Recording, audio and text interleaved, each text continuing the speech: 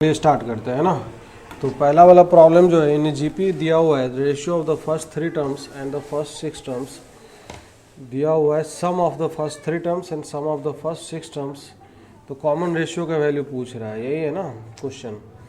तो first problem का अगर सॉल्यूशन करने बैठे हैं तो solution of the first problem देखते हैं। यहाँ पे क्वेश्चन नंबर 1 है, ये क्वेश्चन नंबर 2 है। तो इसका सॉल्यूशन, तो सॉल्यूशन अगर करने बैठे तो सब फॉर्मूला लगाएंगे, कुछ नहीं है। एस एन का फॉर्मूला क्या होता है, S N equal to A this is R की power N minus of 1 divided by R minus of 1। यही फॉर्मूला रटा होना चाहिए, है ना। तो S3 दिया हुआ है, S3 अपॉन में S6।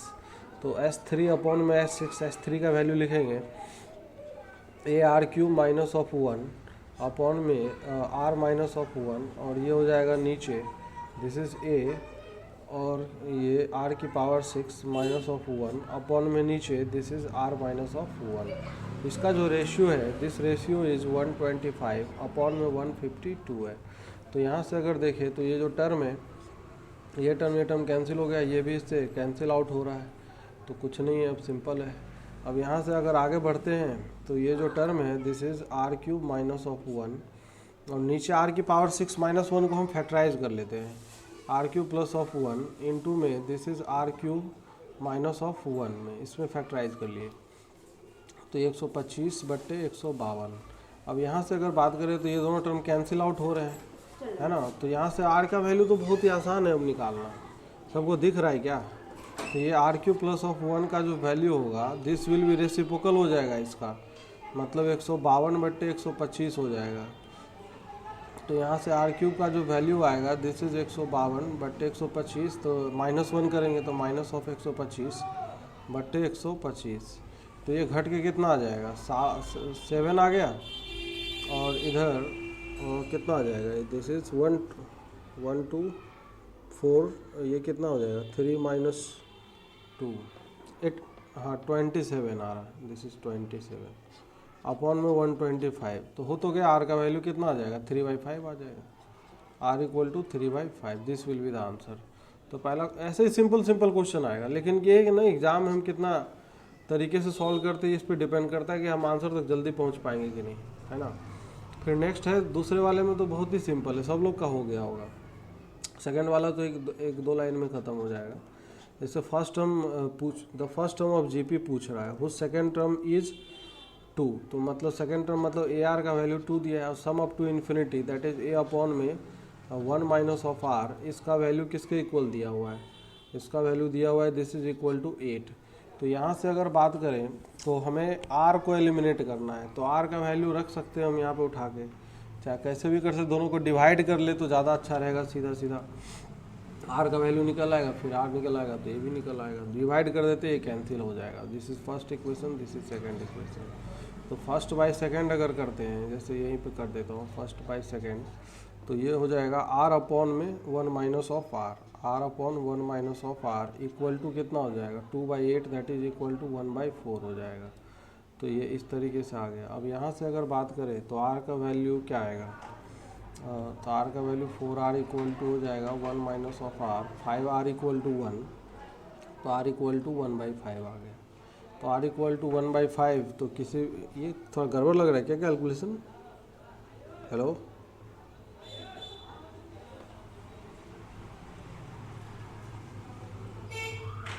एक सेकेंड, r का वैल्यू 1/5 अगर रखें तो a का वैल्यू तो 10 आ जाएगा, ये तो कोई ऑप्शन ही नहीं। देखते हैं, तो जीपी सीरीज़ में सिंपली बताया था, फॉर्मूला बताया था, और कुछ क्वेश्चन कर रहे थे हम लोग, सिंपल 1-2 एग्जाम्पल वगैरह लिए थे, है ना। कुछ क्वेश्चन और करते हैं, थोड़ा बहुत क्वेश्चन करेंगे फिर उसके बाद आगे बढ़ते हैं। जैसे एज फॉर एग्जांपल कुछ पार्टिकुलर टाइप के प्रॉब्लम को करते हैं हम लोग। जैसे सबसे पहले ना सब लोग इसका वैल्यू निकालिए, कैलकुलेट द सम, कैलकुलेट। पहला क्वेश्चन ये है 1 + 1 प्लस, इससे भी पहले ये निकालिए 9 + 9 प्लस ऑफ 999, ऐसे करके ये चल रहा है। फिर 4 9 ऐसे करके चल रहा है, ये इस तरीके का एक सीरीज चल रहा है ना। तो ये n टर्म्स तक का सम जो है, n टर्म्स तक का सम क्या होगा, इसका सम कैलकुलेट करना है। तो सब लोग अटेम्प्ट कर सकते हैं क्या, या मैं चालू हो जाऊँ? कोशिश करिए सभी लोग अटेम्प्ट करने का, अगर हो पाए तो बढ़िया है, नहीं हो पाए तो कोई बात नहीं, बाकी हम तो हैं ही करेंगे। अभी पहले सब लोग इस क्वेश्चन को अटेम्प्ट करिए। हाँ भाई, बाकी लोग भी। तो जैसे फर्स्ट वाले प्रॉब्लम को हमने किया है, तो फर्स्ट वाले प्रॉब्लम में किया है, तो सोचना है कि उस फर्स्ट वाले प्रॉब्लम का जो रिजल्ट है हम उसको इसमें कैसे अप्लाई करें, क्योंकि ये डायरेक्ट जीपी सीरीज नहीं दिख रहा है। अब इसको कई लोग दिमाग ये लगाएंगे, वो मतलब ऐसे 1 1 है तो 10+1 लिख देंगे, लेकिन यार यहाँ पे प्रॉब्लम फंसेगा, ऐसे करके नहीं हो पाएगा। तो इसमें हम करने क्या वाले हैं ना, तो देखिए सब लोग सॉल्यूशन इसका, क्योंकि जिसको क्लिक करेगा बहुत जल्दी आंसर आएगा, जिसको नहीं क्लिक करेगा वो बस घूमता रहेगा, गोल गोल घूमता रहेगा, कभी होगा नहीं। बस क्लिक करने की बात है, टेक्निक सीखने की बात है। तो जैसे यहाँ पे 1 1 1 है, अगर 9 से ऊपर नीचे मल्टीप्लाई डिवाइड कर दे तो 1/9 हो जाएगा।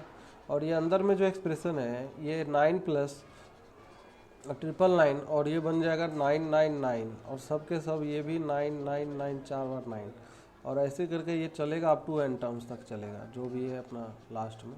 अब ये जो सीरीज है, इस सीरीज को ध्यान से देखना है कि क्या ये सीरीज ऊपर में हमने कैलकुलेट कर रखा है, पहला वाला जो क्वेश्चन था वही आंसर होगा। तो इसका आंसर बस शेप देना है, तो 1/9, और तो ये हो जाएगा बाकी answer of first question, answer of ऊपर वाला क्वेश्चन है ना, आंसर ऑफ ऊपर वाला क्वेश्चन। बस ये आंसर रख दीजिए, यहाँ पे आंसर आ जाएगा।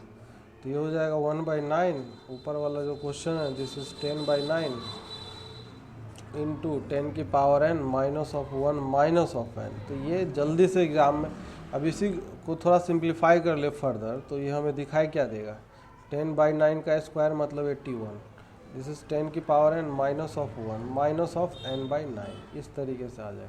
और सिंप्लीफाई करना है तो और एलसीएम इधर उधर करते रहिए, बाकी कॉन्सेप्ट समझने की बात है। बाकी तीसरा क्वेश्चन, थर्ड क्वेश्चन, अब इससे थर्ड क्वेश्चन है, आपको कैलकुलेट करना है, सेम है, उसी का एक भाई है, जैसे 4 है प्लस 4 है, 4 है, और ये 4 4 है। अब तक आंसर आ जाना चाहिए था, क्या होगा आंसर?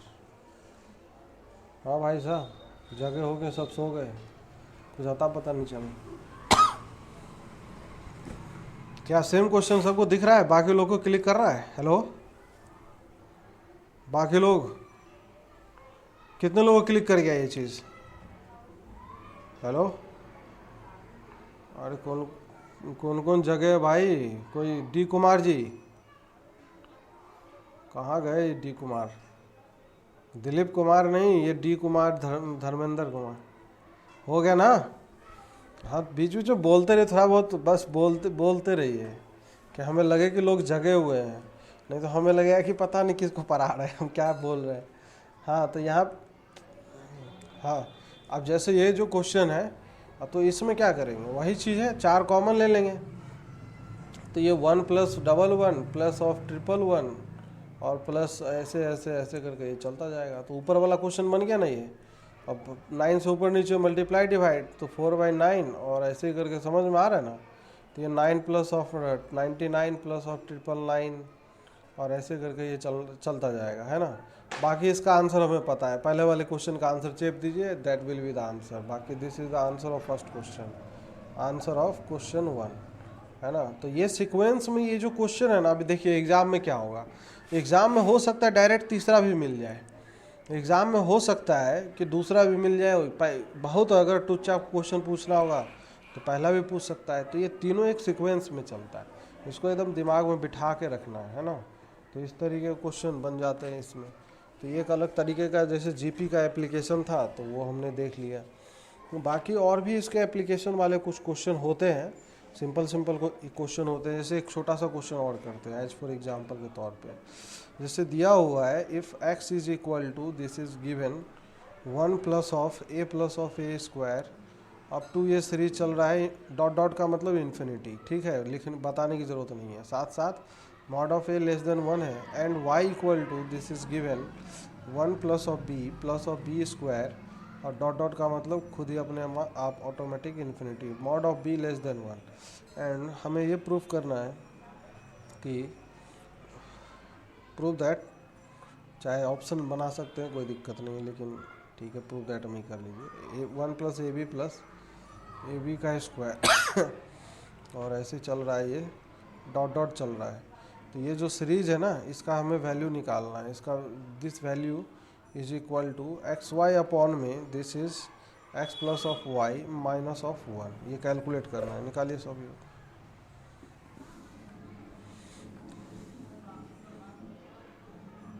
हाँ निकालिए, कैलकुलेट करें तो b इक्वल टू हो जाएगा क्या, y माइनस 1 अपॉन में y हो जाएगा। दोनों x और y का वैल्यू उठा के यहाँ रख देंगे, आंसर आ जाएगा 1 अपॉन में 1 minus this is x minus of 1 और इनटू y माइनस ऑफ 1, और फिर नीचे क्या हो जाएगा, x इंटू वाई हो जाएगा। अब इसको मल्टीप्लाई कर लेंगे तो ये ऊपर चला जाएगा, तो ये हो जाएगा एक्स वाई, और नीचे हो जाएगा this is x into y minus of this is x into y, और ये minus of x minus of क्या होगा, y होगा, प्लस ऑफ 1 आएगा। आएगा कि नहीं आएगा, तो यहाँ से एक्स वाई कैंसिल आउट हो जाएगा। तो ये जो सीरीज है this will be x Y upon में एक्स वाई कैंसिल हो जाएगा, तो ये x plus of Y minus of 1 आएगा।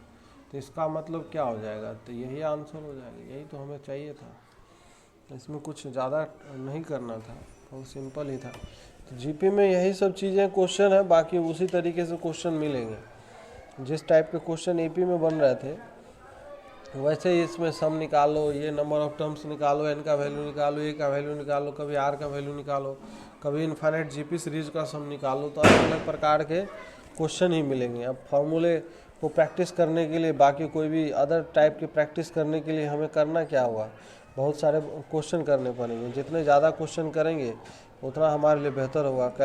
मतलब कॉन्सेप्ट क्लियर होंगे, आदत बनेगा मैथ सॉल्व करने का। तो इसमें हम अगला कॉन्सेप्ट जानते हैं, इसमें ज्योमेट्रिक मीन के बारे में, है ना। तो इस ज्योमेट्रिक मीन के बारे में बाकी क्वेश्चन आप बुक से और प्रैक्टिस कर सकते हैं। कुछ एग्जाम्पल मैंने ले लिया है कि बस थोड़ा सा कॉन्सेप्ट क्लियर हो जाए। तो अगला जो है कॉन्सेप्ट, हम ज्योमेट्रिक मीन के बारे में चर्चा करते हैं। ज्योमेट्रिक मीन, तो ज्योमेट्रिक मीन का कॉन्सेप्ट क्या होता है, जैसे अर्थमेटिक मीन का कॉन्सेप्ट है ना, तो वैसे ज्योमेट्रिक मीन का कॉन्सेप्ट होता है। सबसे पहले अगर दो नंबर है, तो कोई भी जैसे नंबर है, इंसर्टिंग ज्योमेट्रिक मीन के बारे में पहले बात करते हैं। Inserting geometric mean GM between दो नंबर ए एंड बी, ठीक है, दो नंबर ए और बी के बीच में है। इसका मतलब क्या होगा, जैसे ए और बी दो नंबर है, मान लेते हैं ये है, तो ज्योमेट्रिक मीन इंसर्ट करने का मतलब जैसे G1 है, ये G2 है, फिर ये G3 है, अप टू ऐसे ही चल रहा है। ये जो सीरीज है दिस इज Gn है। तो ये सब ज्योमेट्रिक मीन्स ये इंसर्ट किए गए हैं। तो इंसर्ट करने का मतलब होता है इक्वल ऐसे इंटरवल पे हमें इंसर्ट करना है कि एक नया जीपी, ये भी मिल गया, एक नया जीपी सीरीज बनाए। तो ये भी किस में हो जाएंगे, आर एन जीपी ही होंगे। अब ये जो नंबर ऑफ टर्म्स है दिस इज एन हो जाएगा, और ये एक टर्म है और एक टर्म ये है। तो कुल मिला के अब इस जीपी सीरीज में कितने नंबर ऑफ टर्म्स हैं, एक सेकेंड यार क्या होगा, हाँ, तो कुल मिला के इसमें कितने नंबर ऑफ टर्म्स हैं, टोटल बात करें तो n+2 टर्म्स हैं। तो सबसे पहले हम ना इसका जैसे एपी में याद करिए, कॉमन डिफरेंस का फॉर्मूला क्या होता था जब अर्थमेटिक मीन इंसर्ट किए थे। तो अभी 1-2 दिन पहले ही किए थे, कल या परसों ही किए होंगे, कल ही किए होंगे। तो क्या था, डी इक्वल टू क्या था फॉर्मूला, बोलिए d minus A by n+1 था ना। तो इसी प्रकार से इस पे भी फॉर्मूला आर के लिए निकालना होगा। तो टोटल नंबर ऑफ टर्म्स कितने हैं, n+2 है। तो लास्ट टर्म का फॉर्मूला लिखेंगे b इक्वल टू, तो यहाँ पे first term a into r की पावर n-1 होता है, तो n+2 माइनस ऑफ 1 होगा। तो यहाँ से r का वैल्यू निकल के आएगा। तो यहाँ से r इक्वल टू क्या आ जाएगा, this is r equal to हो जाएगा b/a whole to the power 1/n+1 हो जाएगा क्या। तो ये जो फॉर्मूला है ना, ये अति इम्पोर्टेंट फॉर्मूला है। इतना ज़्यादा इम्पोर्टेंट फॉर्मूला है कि एकदम समझ लीजिए कि घोटना ही है, इसको याद रखना है। जितना याद रहेगा क्वेश्चन एग्जाम में फटाफट सॉल्व होगा। अब जैसे आर आ गया ना, तो अब कुछ नहीं है, G1 का वैल्यू लिखना है। G1 जो पहला ज्योमेट्रिक मीन A में R से मल्टीप्लाई कर देंगे, पहला मिल जाएगा AR। फिर G2 अगर लिखना है तो this will B AR square हो जाएगा, है ना। फिर G3 अगर बात करें तो ये चीज़ हो जाएगा क्या, AR क्यूब हो जाएगा। तो यहाँ से इसी प्रकार से ये जो Gn है, Gn अगर बात करें तो AR की पावर क्या हो जाएगा, N हो जाएगा, है ना। तो इस तरीके का ये N ज्योमेट्रिक मीन्स आ जाएगा। अब सबको अगर यहाँ पे एक रिजल्ट है, एक चीज़ समझिए यहाँ पे कि Gn जो ज्योमेट्रिक मीन का फॉर्मूला n-1 नहीं है, लोग यही गलती करते हैं। यहाँ पे n है जैसे अर्थमेटिक मीन का फॉर्मूला क्या था, an equal to a plus ND था, है ना। n-1D नहीं होता है, ये चीज़ गलती नहीं करना है। मैं बार बार बोल रहा हूँ, गलती करेंगे आप लोग एग्ज़ाम में, और ये एग्ज़ाम में ही गलती करते हैं, पता नहीं बच्चे क्या है। यहाँ पे भी भले ना करें लेकिन एग्ज़ाम में पक्का से करके आते हैं। एक रिजल्ट हम निकालने वाले हैं, product of all geometric means, product of all geometric means, all geometric means, सारे ज्योमेट्रिक मीन्स का प्रोडक्ट फाइंड आउट करने वाले हैं। तो सारे ज्योमेट्रिक मीन मतलब अगर बात करें तो this is G1, G2, G3 up to this is Gn का प्रोडक्ट। तो ये देखते हैं क्या आता है। तो पहला जो है दिस इज G1 आया था AR, फिर अगला क्या आया था G2, this is AR square, और ऐसे करके ये चल रहा है ना। तो यहाँ से Gn क्या था, AR की पावर है। तो यहाँ पे a कितनी बार मल्टीप्लाई हो रहा है, n टाइम्स, तो ये आ जाए a की पावर n, और r का जो पावर है दिस इज 1 + 2 + 3 अप टू कहाँ तक जा रहा है, ये n तक का सम होगा। 1 से n तक का सम हमने बोला था रट लेने के लिए। तो क्या होता है फॉर्मूला, a r की power n into this is n plus of 1/2 होता है। अब r का वैल्यू हम यहाँ से निकाल चुके हैं, तो यहाँ चेपेंगे तो ये हो जाएगा दिस इज a की पावर n, r का वैल्यू है b/a whole to the power this is 1/n plus of 1, और इसके पावर में कितना है, ये n into this is n plus of 1 divided by 2 है ना। तो यहाँ से n प्लस ऑफ 1 और n plus of 1 cancel out हो जाएगा। समझ में आ रहा है क्या सबको। अब इसमें एक चीज़ देखिए, इसको फर्दर कैलकुलेट अगर करें, फर्दर कैलकुलेट करें तो कैसा दिखाई देगा। तो ये a की पावर n हो जाएगा, और यहाँ b की पावर n/2 है, और नीचे a की पावर n/2 आएगा। अब फिर से ये ऊपर जाएगा तो a की पावर n/2 और b की पावर फिर से n/2। अब यहाँ पे एक चीज़ समझना है, ये जो टर्म है ना, क्या हम इसको ऐसा लिख सकते हैं क्या, a की पावर 1/2 और b की power 1/2 whole to the power n। तो इसको ऐसा भी लिख सकते हैं √ab की पावर में n।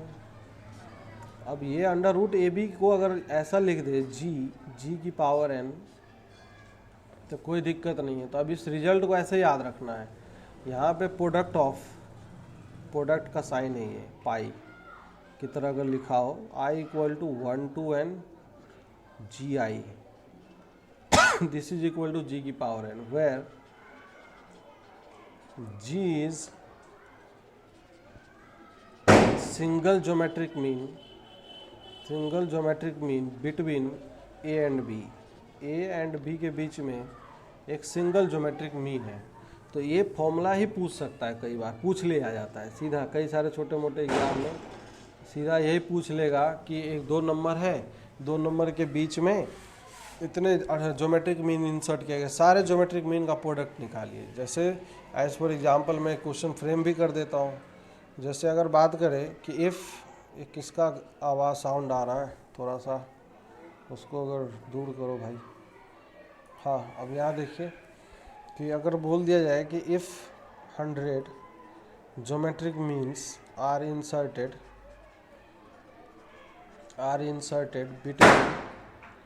between 1 and 100, find the product of all the means। पता ही क्या होगा, find the product of all geometric means। Answer बताइए फटाफट, कोई दिक्कत नहीं, सोच लीजिए, आराम से समझ लीजिए पहले हमने क्या बताया है और किस तरीके से हमें करना है। मैं थोड़ा बहुत हल्का फुल्का डेरिवेशन बता देता हूँ, रिजल्ट कहाँ से आया, क्योंकि वो उसमें भी बहुत कुछ सीखने के लिए मिल जाता है, इसलिए थोड़ा टाइम लग जाता है ज़रूर, लेकिन उसमें भी सीखने के लिए हमें बहुत कुछ मिल जाता है, तो वो चीज़ ध्यान रखना है। बताइए फटाफट, क्योंकि सीरीज अब एक 100 की पावर 50, 10 की पावर 100 आएगा ना। कितने लोग का आंसर आया 10 की पावर 100? 10 की पावर 100 होगा आंसर यार, सही है ना? 10 की पावर 100, हाँ बिल्कुल सही बात है। देखिए यहाँ पे क्या है, रिजल्ट यूज़ करना था ना, G1 into G2 into G3 up to कहाँ तक का मल्टीप्लिकेशन है, G100 तक का मल्टीप्लिकेशन है।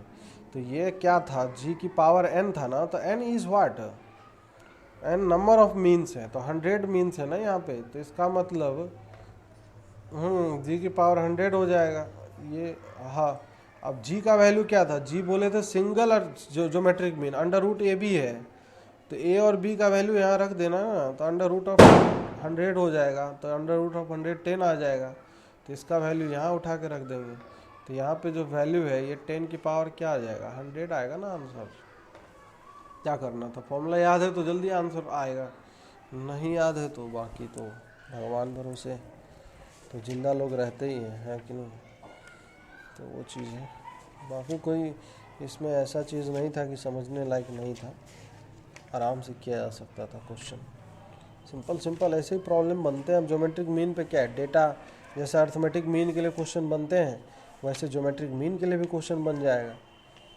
सिंपली क्या होगा, डेटा थोड़ा बहुत बदल दिया जाएगा, डेटा जैसे बदल देंगे तो बस क्वेश्चन एक नया फ्रेम हो जाएगा, नया कुछ बन जाएगा, है ना। तो इस तरीके का क्वेश्चन बनता ही रहता है, आपको मिलेगा मिक्स टाइप का प्रॉब्लम, टेस्ट सीरीज, टेस्ट वाला सीरीज़ में उसमें मिक्स टाइप के प्रॉब्लम भी है, और एग्ज़ाम में भी लगभग कई सारे क्वेश्चन हमने देखे हैं टीएसटी पीएचडी में भी,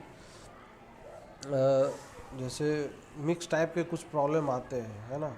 एक क्वेश्चन करिए छोटा सा, जैसे मीन का एक और एग्जांपल लेते हैं कि if 5 geometric means are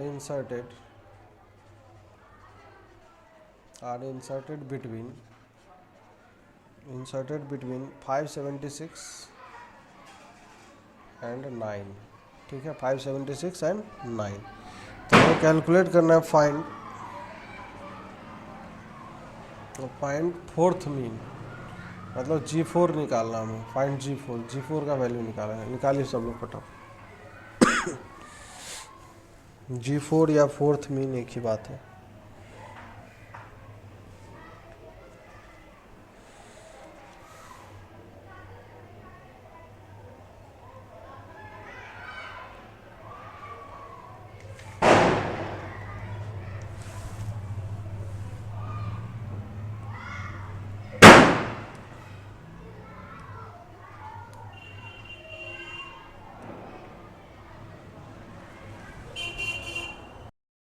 let us solve this. अब यहाँ से अगर बात करते हैं तो क्या बोला जा रहा है क्वेश्चन में, क्वेश्चन में बोला जा रहा है कि 5 geometric mean inserted between this and this, तो ए का वैल्यू क्या है 576, आराम से लिखेंगे, अभी हम बस समझना है तो आराम से करना है। बी का, हाँ, और एन का वैल्यू यहाँ पे 5 है, देखते हैं क्या है।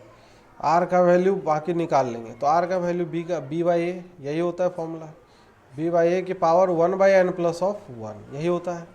अब वैल्यू रख देंगे यहाँ पे, तो b बाई ए 9/576, यही ना होगा। अब पावर में 1/n प्लस ऑफ 1, तो मतलब 6 हो जाएगा, 1/6, दिस इज 1/6। कोई समस्या हो तो बताइएगा।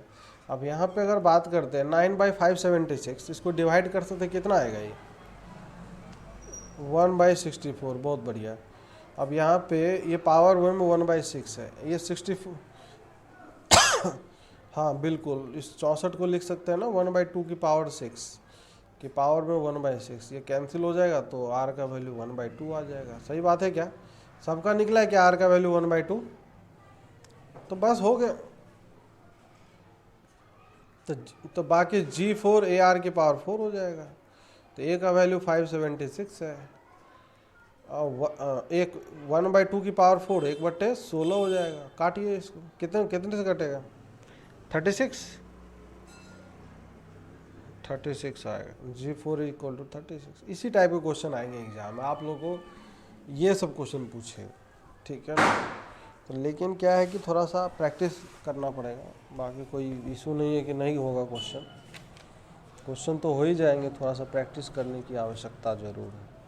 अच्छा, एक चीज़ और, कुछ बातें और कर लेते हैं। जैसे assumption of terms in GP में कैसे टर्म को एज्यूम करते हैं, है ना, तो इस पर भी चर्चा कर लेते हैं। एजम्पशन ऑफ, ये किसका नॉइज आ रहा है, किसी का माइक ऑन हो तो बंद कर लीजिए। Assumption of terms in GP, जैसे एपी में एज्यूम करते थे ना, उसी प्रकार से यहाँ पे भी एज्यूम करेंगे। इसमें फ़ायदा ये होना चाहिए कि मल्टीप्लाई करें तो एक वेरिएबल बचे, ये फ़ायदा है। ऐसे पहला चीज़ 3 टर्म्स को एज्यूम करना हो तो 3 टर्म्स को कैसे एज्यूम करेंगे, तो 3 टर्म्स एज्यूम करना हो तो बीच में एक टर्म, यहाँ पे मिडिल टर्म आएगा, तो एक अगला टर्म जो हो जाएगा, एक पिछला टर्म और एक अगला टर्म, तो अगला टर्म ए आर, इसका जस्ट पिछला टर्म ए बाई आर हो जाएगा, है ना, क्योंकि जब मल्टीप्लाई करेंगे तो आर से आर कैंसिल हो जाएगा।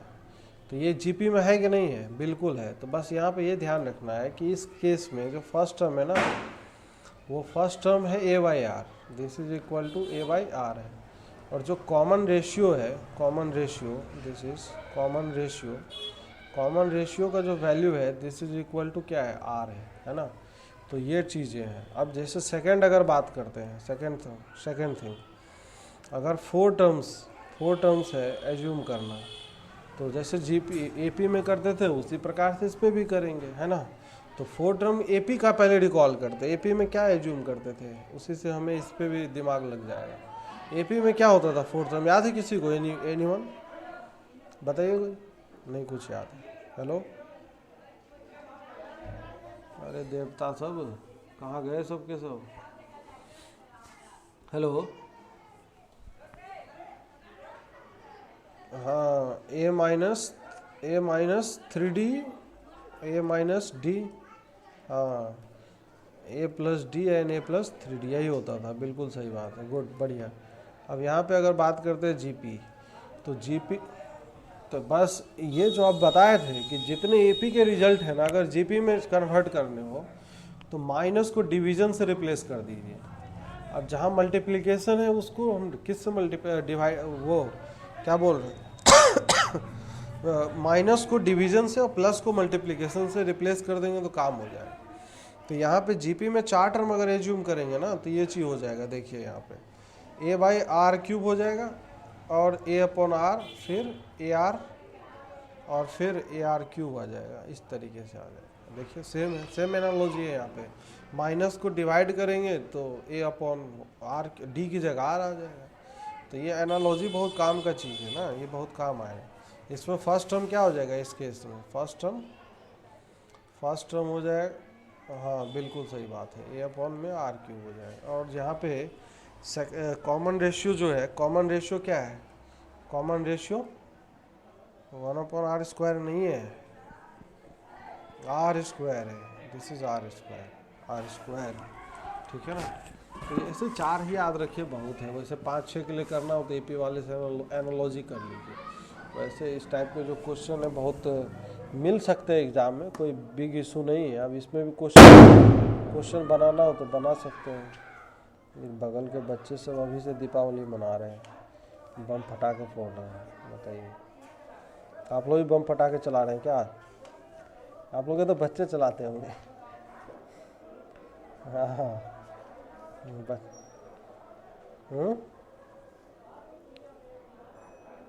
तो बच्चों का भाई उम्र होता है। चलिए क्वेश्चन करते हैं छोटा सा, इस पे ज़्यादा बड़ा क्वेश्चन तो नहीं करेंगे, छोटा सा ही कर लेते हैं।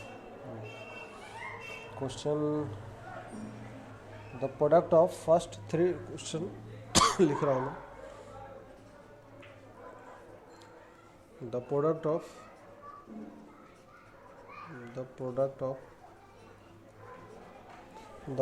Of first 3 terms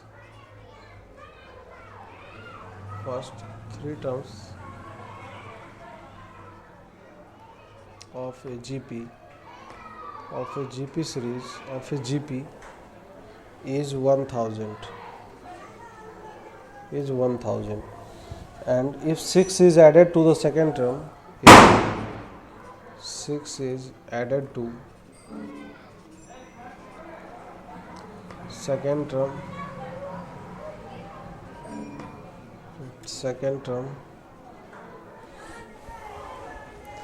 and if 6 is added to the second term and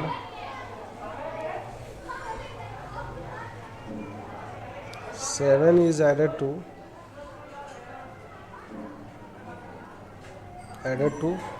third term,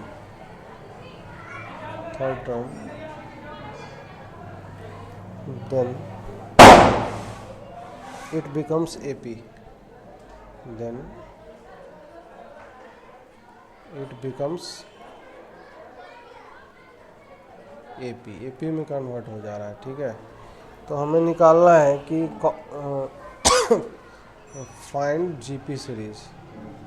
find GP series क्या होगा, निकालिए। कैलकुलेशन है, जैसे जैसे बोल रहा है वैसे वैसे करते जाइए, मैथमेटिकल इक्वेशन बिठाते जाइए, आराम से क्वेश्चन को पढ़िए, कोई दिक्कत नहीं है। 3 टर्म मान लेंगे, ए बाई आर, ए और ए आर। अब सबका प्रोडक्ट जो दिया हुआ है तो that is a by r into a into में क्या है a r, this is equal to 1000 दिया हुआ है, यही ना। अब आर से आर कैंसिल आउट हो गया, तो यहाँ से ए का ए क्यूब इक्वल टू क्या हो गया 1000 हो गया, है ना। तो यहाँ से जो ए का वैल्यू है दिस इज इक्वल टू क्या आ गया 10 आ गया। अब ए का वैल्यू जो 10 है, 10 अगर रख देंगे इस इक्वेशन में यहाँ पे, तो देखिए वेरिएबल मैंने बताया था कम करना शुरुआत से चालू कर देंगे, तो ये जो टर्म है ना ये 10 बाई आर बन जाएगा, फिर ये 10 बनेगा और फिर क्या बनेगा 10 आर बनेगा। अब बोला जा रहा है, अब इसमें फर्स्ट टर्म ए नहीं है, गलती नहीं करना है, फर्स्ट टर्म हमारा 10 बाई आर है, सेकेंड टर्म ये है और थर्ड टर्म ये है। तो क्वेश्चन में फिर बोला जा रहा है कि 6 is added to the second term, तो ऐड कर देते हैं ना। तो ये देखिए इधर, तो ये 10 बाई आर है, ये तो ऐसे ही रहेगा, और ये 6 ऐड करेंगे तो 16 हो जाएगा। और फिर क्या बोला जा रहा है 7 is added to the third term, तो तीसरे टर्म में 7 ऐड कर देते हैं। तो अब ये करने के बाद किस में आ गया एपी में आ गया ना। तो बताया था कल ए कॉमा बी कॉमा सी अगर 3 क्वांटिटी एपी में हो तो बीच वाले का ट्वाइस और middle term equal to sum of first and last, that is A plus C आ जाएगा, है ना। तो यहाँ से twice of middle term that is 32 equal to क्या आ जाएगा, this is 10 by are plus of 10 R plus क्या आएगा 7 आएगा, यही आएगा। कोई दिक्कत हो तो बताइए। अब यहाँ से 7 को इधर ले आएंगे तो क्या आएगा 25 हो जाएगा, 25 equal to 10 by are plus में क्या आएगा 10 आर आएगा। 5 से काट भी सकते हैं हम मेरे ख्याल से, तो 5 से काट ले तो 5 बचेगा, इधर आ जाएगा 2 बाई आर और प्लस क्या आएगा इधर 2 आर। चलिए तो सबको अब क्वाड्रेटिक बन गया सिंपल सा। ये देखिए क्वाड्रेटिक कैसे सॉल्व करें, 2r square minus of 5r plus of 2, है ना। अब क्वाड्रेटिक को अगर जल्दी सॉल्व करना हो तो उसका भी एक टेक्निक है, तो ऐसे इस दोनों को मल्टीप्लाई करते हैं, 2 दूना 4, तो बीच वाला टर्म पता चल गया ना। अब 1 और 4 में ब्रेक होगा तो 2 बाहर रख लीजिए, r माइनस 4 डिवाइडेड बाई 2 और फिर r minus of 1 divided by 2, जो बाहर रहेगा यहाँ पे भी डिवाइड कर दिया, यहाँ पे भी डिवाइड कर दिया, एक ही लाइन में फैक्टराइज हो जाएगा। ये r इक्वल टू 2 आ जाएगा और यहाँ से r इक्वल टू 1/2 आ जाएगा। कोई समस्या हो तो बताइए। तो यहाँ से r का वैल्यू 2 और ये r का वैल्यू 1/2। अब यहाँ पे क्या है, इसमें r का वैल्यू जब 2 लेंगे तो ये जो टर्म्स हैं ये टर्म्स क्या बन जाएंगे, यहाँ देखिए यहाँ पे, तो ये टर्म्स बन जाएंगे r का वैल्यू 2 रखने पर 5, फिर 10 और फिर ये 20 हो जाएगा। अब जब r का वैल्यू हम r का वैल्यू जब हम लेंगे 1/2 लेंगे, तो r का वैल्यू 1/2 पे ये जो टर्म्स है वो टर्म्स क्या बन जाएंगे, 1/2 रखने पे उल्टा हो जाएगा, इसी का उल्टा हो जाएगा, तो ये हो जाएगा 20, 10 और ये 5 बन जाएगा। तो एक तो ये आएगा और एक ये आएगा, तो एक ही चीज़ है, कोई दिक्कत नहीं है। अब इसमें पूछ लेता ग्रेटेस्ट टर्म, ऐसे एग्जाम में पूछ सकता था, तो greatest term of that GP series will be what 20, तो चाहे ये हो तो ग्रेटेस्ट तो 20 रहेगा। चाहे स्मॉलेस्ट पूछ लेता है, स्मॉलेस्ट इज 5, तो दोनों में कॉमन जो बातें वो पूछ लेता है ना। तो इस तरीके के क्वेश्चन बन जाते हैं। इसमें कोई एक क्वेश्चन इस पे करवा दिया है हमने, तो इसमें कोई समस्या नहीं है। तो एपी से रिलेटेड जो बातें हैं ना वही सब बातें, मतलब सिंपल बातें कर रहे हैं। अब जैसे एक चीज़ और, जैसे मान लेते हैं एक नोट डाल के छोटा सा पॉइंट नोट कर लेते हैं। जैसे अगर बात किया जाए if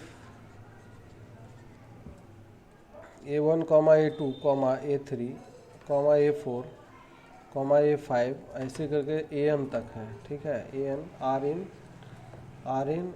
are positive numbers, are positive numbers. तो इसका जो ज्योमेट्रिक मीन होगा, इसका ज्योमेट्रिक मीन क्या डिफाइन होगा वो चीज़ देखते हैं। तो then geometric mean equal to क्या होगा, तो ज्योमेट्रिक मीन जो होता है सबका प्रोडक्ट, हाँ मल्टीप्लाई कर देंगे सबको, और मल्टीप्लाई करने के बाद पावर में 1/n कर देंगे, है ना, ये चीज़ हो जाएगा। तो ये याद रखना, positive number is very must. यहाँ पे ये पॉजिटिव नंबर बहुत ही मस्ट चीज़ें हैं। ये जो हम बात कर रहे हैं ना पॉजिटिव नंबर्स, तो ये पॉजिटिव नंबर बहुत मस्ट है। यह ध्यान रखना है कि पॉजिटिव नंबर के लिए ही ज्योमेट्रिक मीन डिफाइन हम करते हैं। अब वैसे निगेटिव के लिए भी कभी ज़बरदस्ती कई जगह मिलता है, लेकिन वो सटीक नहीं है ना। तो ये चीज़ ध्यान रखना है। बाकी कोई बिग इशू नहीं है। अभी AM GM HM पढ़ेंगे तो वहाँ पर अर्थमेटिक मीन, ज्योमेट्रिक मीन के बहुत सारे एप्लीकेशन होते हैं, है ना। तो वो एप्लीकेशन वाले जो कुछ क्वेश्चन है, बाकी प्रॉपर्टीज ऑफ GP सीरीज थोड़ा बहुत देख लेते हैं। कुछ चीज़ें ध्यान रखने योग्य बातें हैं, वो चीज़ समझ लेते हैं, वो हमें काम आएगा, है ना। तो वो डायरेक्टली एग्जाम में कई जगह दिखाई देगा, वो काम भी आएगा। प्रॉपर्टीज ऑफ, चाहे सम हाईलाइट्स ऑफ GP हाईलाइट्स कर दे तो ज़्यादा सही रहे प्रॉपर्टीज, अच्छा, क्योंकि इसमें और भी कई सारे पॉइंट होंगे। जो हाईलाइट्स ऑफ GP सीरीज के कुछ हाईलाइट्स। ऐसे पहला चीज़ अगर दिया हो A, B, C, R इन क्या है, R इन GP, है ना, R इन GP।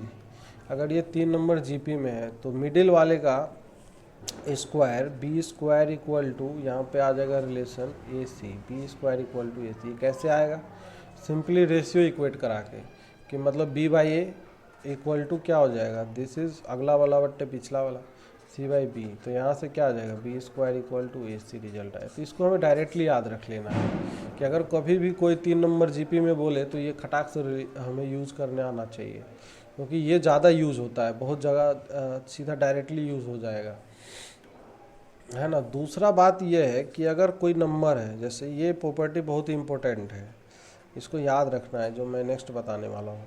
ऐसे अगर बोले कि A1, A2, A1, A2, A3, ये सब जो नंबर है, ये A4 अप टू AN, ये बोला जा रहा है R इन GP। अगर ये GP में, तो इसका अगर लॉग लेते हैं तो ये सबको पता होगा, वैसे log of A1, log of A2, log अगर ले लेते GP सीरीज का तो वो AP में कन्वर्ट हो जाएगा, है ना। लॉग ऑफ A3 ऐसे चलेगा ये, this is up to, this is log of AN।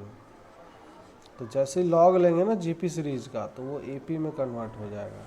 तो ये हो जाएगा R इन किस में, इन AP हो जाएंगे। This is very important property, directly पूछ सकता है, एग्जाम में पूछ लेगा। तो कभी भी GP में लॉग लगा देंगे तो AP में हो जाएगा। कैसे आएगा वो चीज़ भी समझ लेते थोड़ा। जैसे एक GP सीरीज कंसिडर करते हैं, AR मान लेते हैं, फिर अगला टर्म है AR², फिर इसका अगला टर्म है AR³ है, फिर इसका अगला टर्म है AR की पावर 4 है, और ऐसे ये सब सारे टर्म है AR की पावर n-1 है। लॉग अगर लेते हैं तो ये क्या बन जाएगा, जैसे लॉग लेंगे तो लॉग A बन जाएगा। अब यहाँ पे लॉग लेंगे AR तो बट जाएगा, ये log of A plus of क्या हो जाएगा, लॉग ऑफ R हो जाएगा। फिर अगले वाले को लॉग लेंगे तो log of A plus 2 times ये हो जाएगा, this is log of R हो जाएगा, इस तरीके से। फिर अगले वाले में लेंगे तो log of A plus of 3 times, this is log of R हो जाएगा। ऐसे करके ये चलेगा। अब हमें देखना है क्या ये AP में आ रहा है कि नहीं आ रहा। तो AP में चेक करने के लिए क्या करते हैं, हम डिफरेंस चेक करते हैं। तो इसका डिफरेंस चेक करते हैं, तो log A कैंसिल हो जाएगा, तो डिफरेंस log ऑफ R आएगा। इसका डिफरेंस लेते हैं तो क्या आता है डिफरेंस, देखते हैं। log A cancel, 2 log of R minus log of R, log of R आ रहा है, बिल्कुल सही बात है। फिर इसका डिफरेंस लेंगे तो फिर से log ऑफ R आएगा। मतलब क्या है ये, मतलब सर ये AP में है ना। तो ये चीज़ है, ये इम्पोर्टेंट बात है जिसको हमें ध्यान रखना है। कई जगह यूज होगा इसका, डायरेक्टली यूज होगा, है ना। क्वेश्चन पूछ लेगा, सीधा यही पूछ लेगा, यही क्वेश्चन ही बना देता है छोटा छोटा एग्जाम्स में, जिसमें, है ना, टीचिंग में पूछा भी हुआ है 1-2 बार तो इस तरीके का क्वेश्चन। तो ये छोटा सा एक बात याद रखना है। बाकी एक प्रॉपर्टी और हम हाईलाइट में बताए थे, पहले भी हम डिस्कस किए थे, कि जैसे अगर बात करें थर्ड थिंग, कि अगर कोई एपी सीरीज है, जीपी सीरीज है, जैसे A1 A2 A3 A3 A4 ऐसे करके चल रहा है, ये सब मल्टीप्लाई हो रहे हैं, है ना। तो यहाँ पे जैसे मान लेते हैं ये AN-2 AN-1 और AN है, ये सब जीपी में है। तो अगर ये जीपी में है तो R इन जीपी, तो एक ये पहले भी हमने बता दिया था, लेकिन फिर से एक मैं अब लिख देता हूँ बस। तो ये जैसे फर्स्ट टर्म है, शुरुआत से फर्स्ट टर्म और लास्ट से फर्स्ट टर्म, इसका जो प्रोडक्ट आएगा this is A1 into AN। Same product क्या A2 और शुरुआत से सेकेंड टर्म और इधर लास्ट से जो सेकेंड टर्म है, दोनों का प्रोडक्ट फिर से क्या आएगा, सेम आएगा कि नहीं आएगा। तो ये भी A1 इंटू AN के इक्वल ही आएगा। तो ये चीज़ बहुत इम्पोर्टेंट बात है जो हमें ध्यान रखना है। जैसे अगर बात करें, क्या हो गया, जैसे अगर बात करें तो ये A1 into this is AN equal to this is A2 into AN-1 equal to A3 into this is AN-2। इस तरीके से सबका प्रोडक्ट क्या आएगा, दिस इज सेम आएगा, मतलब product of first and last के इक्वल आएगा। ऐसे याद रखिए, product of first and last, this is product of first and last. इस तरीके से हम याद रख लेंगे बस। ये सीरीज है, बहुत सिंपल है, कोई नहीं, बहुत छोटी छोटी बातें हैं लेकिन याद रखना। अच्छा एक चीज़ और, जैसे अगर बात करें क्या वो वाला प्रॉपर्टी होल्ड करेगा यहाँ पे, कि जैसे एपी में कोई कांस्टेंट का एडिशन करते थे या सब्सट्रैक्शन करते थे तो स्टिल एपी में होता था। तो जीपी अगर कोई टर्म है, जैसे मान लेते, तो जीपी में ये सम प्रोडक्ट वाला प्रॉपर्टी मल्टीप्लिकेशन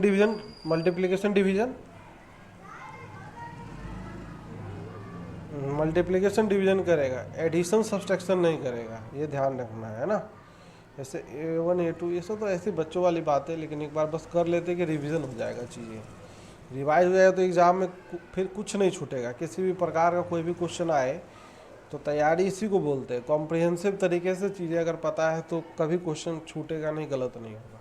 इवन ये जीपी में है तो सिर्फ कांस्टेंट के मल्टीप्लिकेशन या डिवीजन करने के बाद, जैसे A1 इंटू के A2 इंटू के, चाहे कांस्टेंट हो चाहे कोई वेरिएबल, सेम क्वांटिटी होना चाहिए बस।